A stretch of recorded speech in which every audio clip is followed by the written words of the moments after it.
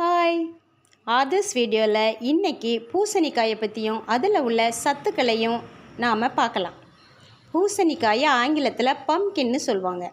இந்தியாவில் 2 வகையான பூசணிக்காய் அறியப்பட்டிருக்கு. ஒன்று பரங்கிக்காய், இன்னொன்று சக்கரை பூசணி. சக்கரை பூசணிங்கிறது நல்ல ஆரஞ்சு கலரில் இருக்கும். வெள்ளை பூசணி அல்லது பரங்கிக்காய்ங்கிறது லைட் க்ரீன் கலரில், உள்ளே வெட்டி பார்த்தா வெள்ளை கலரில் இருக்கும். இப்போ சக்கரை பூசணியை பற்றி நம்ம பார்க்கலாம். இந்த சக்கரை பூசணி இதில் நிறைய சத்துக்கள் கொட்டி கிடக்குது. இந்த சத்துக்களை பற்றி தெரிஞ்சால் கண்டிப்பாக நம்ம இதை உணவில் சேர்த்துக்குவோம். புரத சத்துக்கள் நிறைய இருக்குங்க. கொழுப்பு சத்து இருக்குது, தேவையான அளவு இருக்குது. கார்போஹைட்ரேட்ஸ் நிறைய இருக்குது. நார்ச்சத்துக்கள் இருக்குது, விட்டமின் கே இருக்குது, காப்பர் இருக்குது, ரிபோஃப்ளோவின் இதில் இருக்குது, விட்டமின் B6 இருக்குது, விட்டமின் சி இருக்குது, பொட்டாசியம் சத்து இருக்குது, பீட்டா கரோட்டின் இருக்குது. இது எல்லாத்தையும் விட இப்போ நான் சொல்ல போகிறத தான் நீங்கள் நல்லா கவனிக்கணும். முக்கியமாக இதில் 4 வகை சத்துக்கள் நிறைந்து இருக்குது. அது என்ன அப்படின்னா, விட்டமின் ஏ. விட்டமின் ஏ எதுக்கு யூஸ் ஆகுது? நம்மளோட கண் பார்வையை இம்ப்ரூவ் பண்ணுது. அப்படிப்பட்ட விட்டமின் ஏ இதில் 209% இருக்குது. அப்படின்னா இன்றைக்கி நமக்கு எவ்வளோ விட்டமின் ஏ நம்ம உடம்புக்கு தேவையோ அதை போல் இன்னொரு பங்கு அதிகமாகவே இருக்குது.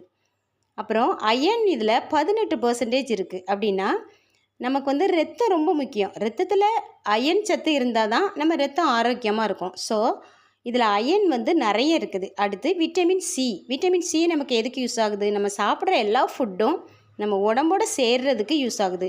இன்னொன்று, நம்மளுடைய இந்த விட்டமின் சி நம்ம உடம்புல நிறைய இருந்தால் க்ளோயிங் ஸ்கின், நம்ம முகம் பளபளான்னு பளிச்சுன்னு இருக்கும். அடுத்து கொலாஜன்ஸ் இதில் நிறைய இருக்குது. ஏன்னா நம்ம ஸ்கின் எலாசிட்டியோடு இருந்தால் தான் பாடிக்கு ரொம்ப ஆரோக்கியமாக இருக்கும். ஸோ நமக்கு அழகு கொடுக்குது, கண் பார்வையை அதிகமாக கொடுக்குது, நம்ம பிளட்டை ப்யூரிஃபை பண்ணுது, நல்ல பிளட்டு கொடுக்குது.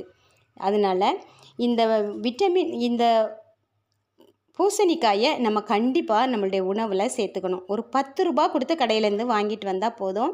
நம்ம அதை வச்சு என்ன வேணாலும் நம்ம செய்யலாம். இப்போ இந்த பூசணிக்காய் தாவரவியலில் குக்கர்பிட்டா அப்படிங்கிற இனத்தை சேர்ந்து, குக்கர்பிட்டாவில் வெள்ளரிக்காய், அப்புறம் இந்த தர்பூசணி, இது எல்லாமே அடங்கும். அடுத்து இது மெலான் வகை பழத்தை சேர்ந்தது. மெலான்னா அதனுடைய வெளிப்புற தோல் பகுதி தடித்து இருக்கும், உள்ளே இருக்கிற பழம் ஸ்வீட் ஃப்ரூட்டாக இருக்கும். இதுக்கு பேர் தான் மெலான் வகை இனத்தை சேர்ந்தது. சரி, இப்படிப்பட்ட பூசணிக்காயை நம்ம மிஸ் பண்ணாமல் சாப்பிடணும்.